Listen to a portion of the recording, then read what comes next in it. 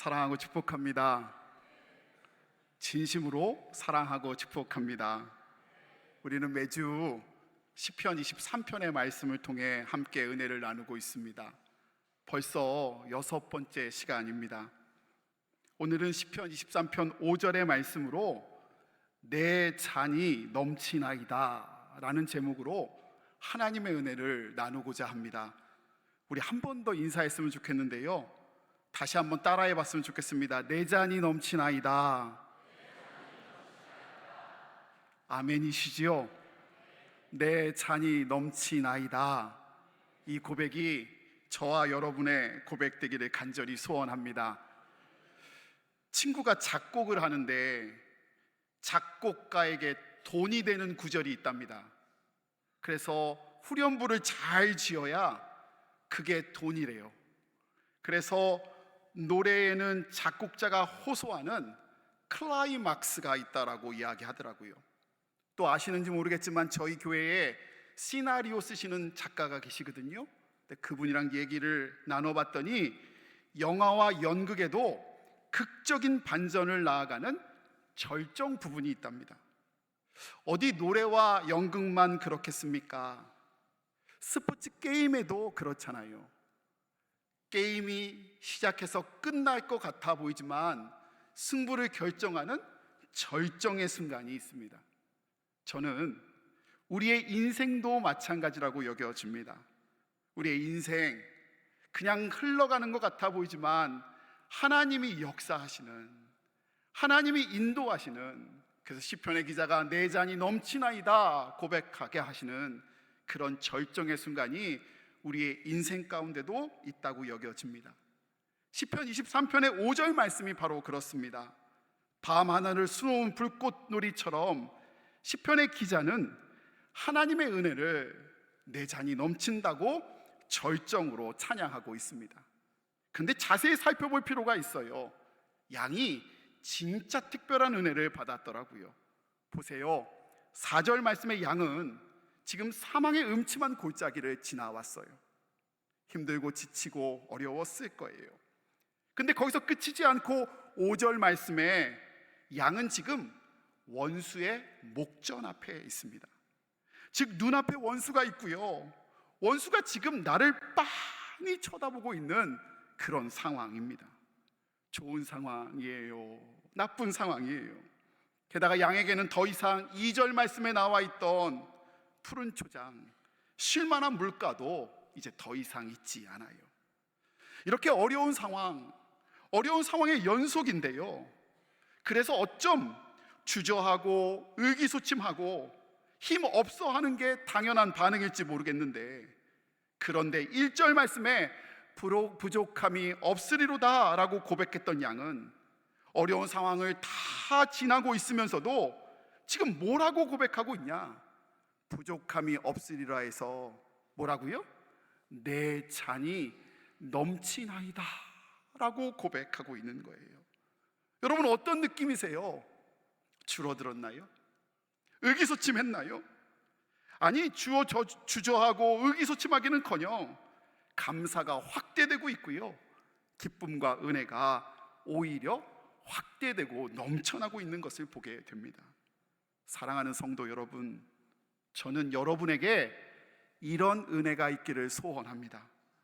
상황을 극복하는, 상황을 뛰어넘는 은혜, 우리 앞에 놓인 문제보다 훨씬 크신 은혜를 바라보며 푸른 불반 쉴만한 물가가 때로 사라지고 어려움, 사망의 골짜기와 원수가 다가와도 상황을 능히 이겨내고 날마다 내 안에서 샘솟는 기쁨으로 내 잔이 넘치나이다, 내 잔이 넘치나이다 라고 고백할 수 있는 저와 여러분 되시기를 간절히 소원합니다.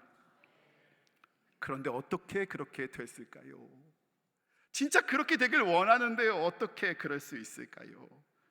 어려운 상황을 이겨낼 수 있고 넘치는 은혜를 찬양할 수 있는 방법 무엇일까요? 저는 그런 의미에서 오늘 사랑하는 여러분과 함께 시편 23편 5절 말씀에 나와 있는 원수와 싸워 이기는 능력, 문제 속에서도 은혜가 넘쳐 잔이 넘치는 은혜를 찬양할 수 있는 방법에 대해서 함께 살펴보고자 합니다. 첫 번째, 원수와 싸워 이기는 능력은요, 다름 아닌 상을 차려주시는 우리 주님 덕분입니다. 주께서 내게 상을 차려주시고 라고 쓰여져 있는데요, 여기 있는 분들의 많은 분들이 기억하실 텐데, 지금 우리가 보고 있는 성경을 개역 개정 성경이라고 합니다. 그런데 20년 전에 성경이 바뀌기 전에 뭐라고 불렀냐면 개역 한글이라고 불렀습니다. 그때 개역 한글 성경에는 이 구절을 뭐라고 써놨냐면, 기억하실 거예요. 주께서 내게 상을 베푸시고 라고 써져 있었어요. 그래서 저를 포함한 많은 분들이요, 우리 하나님은, 우리 주님은 우리에게 상을 베푸시는, 즉 리워드, 영어로 하면 리워드, 상장 주시는 분이라고 믿었습니다. 그래서요, 진짜 실제로요, 저는 교회 학교 때 우리 선생님이 저한테 이렇게 가르쳐 줬어요. 지원아, 힘내라. 하나님이 마지막에 너한테 상장을 베푸시는 분이셔. 남의 얘기라고 아멘 안 하신 분들이 꽤 많으신데요, 지원아 힘내라, 하나님이 마지막에 상장을 주실 거야 라고 하셨다니까요. 그런데 그게 아니더라고요. 제가 중학교 1학년 때요, 성경을 통독을 다 한 다음에 이번에는 영어 성경으로 한번 해봐요. 제가 그런 분이에요. 영어 성경으로 통독을 결심하고요, 말씀을 붙잡고 영어 성경을 읽기 시작했어요. 그런데 시편 23편 5절 말씀 읽으면서 깜짝 놀랐습니다. 리워드가 아니라, 이기석 장로도 계시겠지만 아시겠지만 뭐라고 쓰여졌냐면 테이블이라고 쓰여져 있었어요. 뭔 뜻인 줄 아세요? 그 상이 상장이 아니라 밥상이에요. 밥상. 히브리어로 술한인데요, 아주 평범한 밥상, 일상의 밥상, 다른 용도로 사용하는 상이 아니라 식사를 위해 밥을 먹기 위한 밥상을 의미합니다. 게다가 여기 상을 베푸시고 해서 베풀다는 원어적인 의미로 무언가를 길게 늘어놓다, 한두 가지 음식이 아니라 가득 채워놓다의 의미를 갖고 있는 거예요. 여러분, 이제 그림이 그려지세요? 주님이 우리에게 밥상을 베푸시는데요, 밥상 펴시고 거기에다가 이것저것 채워놓으시는 거예요. 말씀을 묵상하는데 제게 아주 중요한 한 분이 생각났습니다.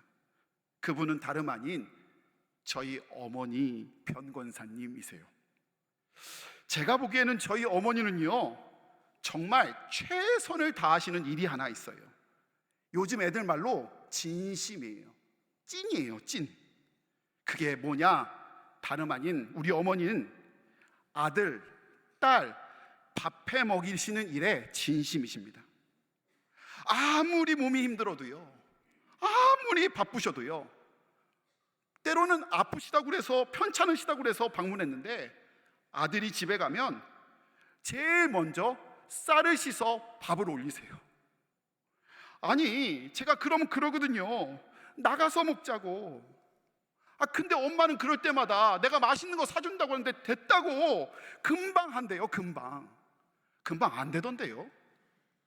꽤 걸려요. 그런데도 금방 한대요. 기다리래요. 그리고서 뭐라도 해서 한 상을 정말 말씀처럼 가득 채워주세요. 그날 우리 집 냉장고에 있는 거, 창고에 있는 거, 있는 거 없는 거, 없는 거 있는 거 다 나와요. 그리고서 매일 그렇게 드신대요. 그리고서 그제서야 제 입에 밥 한 숟가락이 들어가면 그제서야 어머니 얼굴이 환하게 미소로 퍼져요. 과장해서 제 느낌을 말씀드리면 꼭 우리 엄마는, 우리 어머니는 아들, 딸 밥해서 먹이기 위해 사시는 분 같아요. 동의되세요? 보니까 나이 지극한 권사님들은 꼭 심하게 고개를 흔들리고 계세요 지금. 그런데요, 참 신기한 건 결혼하고 보니 저희 아내가 우리 엄마랑 똑같아요. 저랑 같이 점심에 신방 다니고 저녁에 신방 다니고 아시잖아요. 엄청나게 목회하느라 바쁜데요, 미안한데 우리 교인들을 너무너무 사랑하심에도 불구하고 늘 우리 아내한테 1번은요 우리 두 아이 밥 먹이는 일이에요. 저는 신방 나갈 때 제 옷만 챙겨 입거든요. 그 신방 가방 챙겨서 성경책 들기 바쁘거든요. 근데 우리 아내는요, 뭐가 그렇게 바쁜지 들여다보면요, 애들 밥하고 있어요. 점심에서 뒤집어 놓고 저녁에서 뒤집어 놓고, 그리고 신방 가서도 너 먹었냐 안 먹었냐 계속 그 일만 해요. 우리 아내에게도 1번은 두 아이 밥 먹이는 일이에요. 왜 그러죠? 우리 어머니는, 우리 아내는 왜 그런 건가요? 사랑하니까. 아들 배가, 딸 배가, 엄마의 마음, 아빠의 마음, 그게 채워지지 않으면 부모 마음이 채워지지 않으니까. 어머니는 아들, 딸의 굶주림을 자신의 굶주림보다 더 싫어하시는 분이시니까. 그런데 여러분, 오늘 우리 주님이 우리에게 상을 차려주신대요. 두 팔 걷어붙이고 풍성하게 넘치도록 밥상을 베풀어 주신대요. 우리의 허기짐을 배부르게 하시기 위해, 사랑하는 여러분, 우리의 허기짐을 마음 쓰시며 우리의 허기짐을 자신의 허기짐보다 더 싫어하시며 우리를 채우시기를 기뻐하세요. 저와 여러분이 사랑하는 그 주님이 우리의 허기짐에 관심하시며 우리를 채우시기를 기뻐하시는 하나님 되어주시는 줄 믿습니다. 말씀을 나누는데, 예전 대학교 다닐 때 읽었던 식구가 생각났어요. 시인 나태주님의 풀꽃도 꽃이다 라는 책에 어머니 밥상이라는 글이에요. 읽어드릴게요. 짧아요. 찬밥 한 덩이, 된장국 한 그릇, 그게 전부인 밥상이었으나 나는 그 밥을 먹고도 세상을 다 가진 듯했다. 어머니 사랑을 알기에, 어머니가 날 채워주신 걸 알기에 세상을 다 가진 것 같은 마음.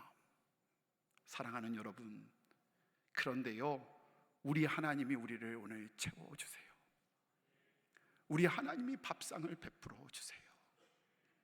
그 마음을 믿고 나아갈 때 우리가 세상 가운데 든든한, 세상을 넉넉히 이기는, 그래서 내 잔이 넘치나이다 고백하는, 승리하는, 이기는 주님의 사람들 되게 하실 줄 믿습니다. 우리의 풍성함을, 우리의 배부름을 누구보다 기뻐하시는 주님이 우리의 능력임을 오늘도 고백하시는 저와 여러분 되시기를 간절히 소원합니다.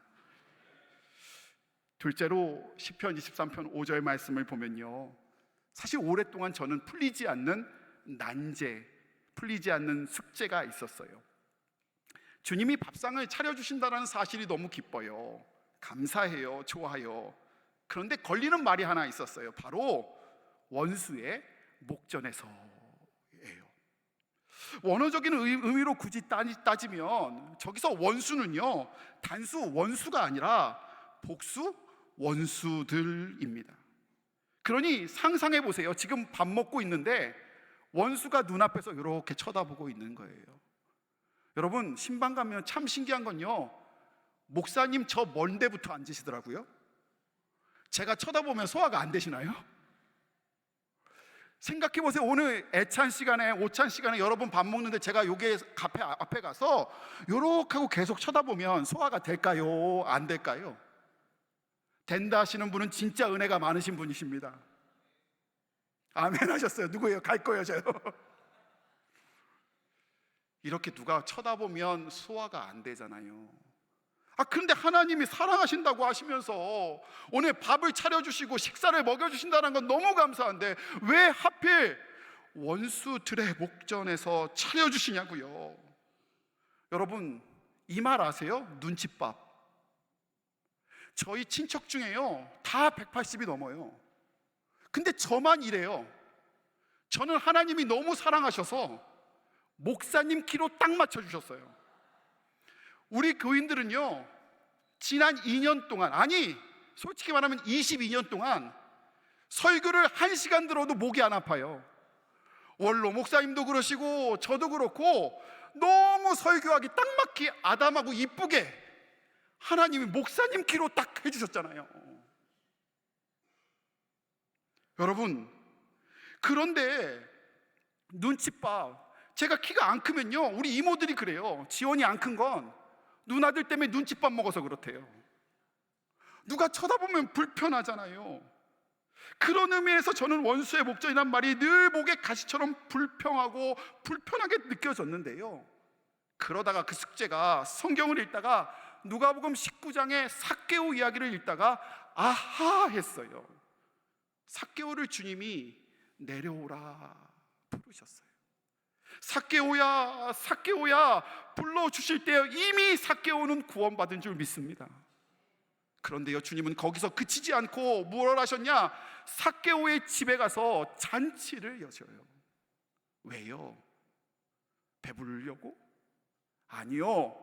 유대인들이 보고 바리새인들이 다 보는 앞에서, 즉 원수의 목전에서 그동안 삭개오를 싫어하고 미워했던 모든 사람들 앞에서 삭개오와 밥을 나누고 식탁을 나눔으로 삭개오는 내가 부른 나의 자녀야 라는 걸 보여주기 위해, 삭개오는 내가 사랑하는, 내가 책임질 내 자녀야 라는 걸 보여주기 위해 식탁을 베푸셨더라고요.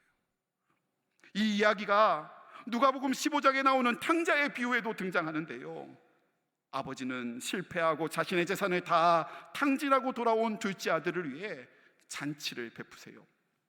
그 내용이 누가복음 15장 21절에서 24절에 등장하는데요, 이 잔치는요, 아버지가 베푸신 이 잔치는 돌아온 아들을 위한 환연식도 아니요, 배고픔을 채우기 위한 식탁만도 아니었어요. 그 이상의 목적이 있었는데요, 24절 맨 끝에 그들이 즐거워하더라의 그들은 누구지요? 맞아요, 폐륜적인 불효를 저지른 아들, 그래서 그 공동체에서 살 수 없고 손가락질하던 바로 마을 사람들이었고요, 실패하고 돌아온 아들에게 혀를 끌끌 차며 경멸하던 마을 사람들, 즉 바꿔 말하면 아들의 원수들이었던 거예요. 그런 의미에서 사실 돌아온 아들은 혼자 밥 먹는 게 더 편했을지도 몰라요. 그러나 아버지는 굳이 사람들 앞에서, 바꿔 말하면 원수의 목전 앞에서 상을 베풀어 주셨어요. 왜요? 사람들 보라고. 뭘 말하려고요? 굳이 잔치를 벌여 내가 이 아들을 받아주었다고, 내가 용서했다고, 그래서 이 아들의 지위가 다시 회복됐다고, 무엇보다도 이 아들이 말하는 것처럼 종이 아니라 죄인이 아니라 내 아들이고 여전히 내 소중한 아들임을 보란 듯이 공포해 주신 거라고요. 그게 원수의 목전에서 상을 베푸신 주님의 뜻이에요. 케네스 이 베일리라는 사람이 요즘에 자주 소개되는데요, 그의 다른 책, 아직 번역은 안 됐어요, Finding the Lost라는 책에 그날 잔치가 있었던 날 밤 아들의 독백에 대해서 상상하며 이렇게 적어놨어요. 제가 여러분 전해드리고 싶어서 제가 번역해서 소개해 드릴게요. 아버지께서는 원수들의 목전에서 내게 잔치를 베풀어 주셨습니다. 마을 사람들이 날 미워하고 형은 날 경멸합니다. 내 아버지는 가족들과 온 공동체의 징후를 알고 그들 모두가 지켜보는 가운데 나를 사랑으로 끌어안아 주셨습니다. 그렇게 나를 회복시켜 주셨습니다. 사랑하는 여러분, 오늘 사랑하는 주님이 원수의 목전에서 여러분에게 상을 베풀어 주십니다. 여러분 자녀라고, 내 편이라고, 내가 책임질 거라고, 내가 대신 나가 싸울 거라고 원수들 목전에서 선언하고 계신 줄 믿습니다. 원수들 목전에서 상을 차려주시는 것은 배를 채움이 아니라 그렇게 여러분을 사랑하심을 선언하기 위함입니다. 5절 말씀을 준비하며 제게 큰 은혜가 다가왔어요. 앞에 9절, 주께서 내 원수의 목전에서 내게 상을 차려주시고, 이 말을 계속 읽고 상고하는데요, 이 말이 이렇게 제게 고백되더라고요. 아버지 하나님이 우리 성도님들 영혼의 허기짐에 관심하고 계시는구나. 그 아픔에 하나님이 갈급함을 아시고 마음 쓰고 계시는구나. 자신의 굶주림보다 우리 성도님들 영혼의 허기짐과 갈급함에 하나님이 마음 쓰고 계시는구나. 기름을 내 머리에 부으셨으니, 말씀을 읽으며 아버지 하나님이 오늘 아픈 우리 성도들의 아픔을, 건강을, 연약함에 관심 갖고 계시는구나.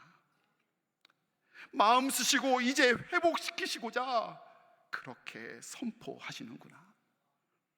그렇게 한참을 기도하고 주님이 내게, 우리 성도님들의 마음에, 직장에 관심 갖고 있음을 믿음으로 선포하고 나니 문제는 하나도 바뀐 거 없이 그대로인데요, 기도하는데 제게 내 잔이 넘치나이다, 우리 교회의 잔이 넘치나이다, 이렇게 고백하게 하시더라고요. 사랑하는 제주중앙의 성도 여러분, 우리의 잔이 예수님 때문에 넘치기를 원합니다. 주님이 오늘 여러분의 허기짐에 관심하고 계십니다. 여러분의 갈급함에 하나님이 관심 갖고 계십니다. 혼자 씨름하며 아파하는 그 환우들에게 아픔에 모르는 척하지 아니하시고 주님이 관심하고 계신 줄 믿습니다. 근데 그 주님은 연약한 주님이 아니시라 능력의 주님, 살아계신 주님이신 줄 믿습니다. 그 주님을 바라봅시다. 그 주님을 바라볼 때에 우리의 입술에 반드시 하나님은 내 잔이 넘치나이다, 이렇게 고백하게 하실 줄 믿습니다. 여전히 내게 사망의 음침한 골짜기를 다닐지라도, 원수의 목전에서 원수가 나를 째려보고 있더라도 주님이 나와 함께 하시며, 살아계신 주님의 지팡이와 막대기가 나를 지키고 인도하신다면, 주님이 나를 먹이시고 상을 차려주시고 내 머리에 기름을 부어 고치신다면, 그렇게 주님을 바라볼 때 주님은 사망의 음침한 골짜기와 목자의 원수의 목전이 우리를 침노하고 넘어뜨리는 문제가 아니라 오히려 주님을 드러내는, 우리를 승리케 하는 재료로 사용하실 줄 믿습니다. 오늘 주님 안에 주와 함께 내 잔이 넘치나이다 고백하며 그렇게 믿음으로 나아가는 저와 여러분 되기를 소원합니다. 우리 아무것도 두려워하지 말라 함께 찬양하며 함께 결단하고 기도하며 주님을 선포하며 나아가기를 원합니다.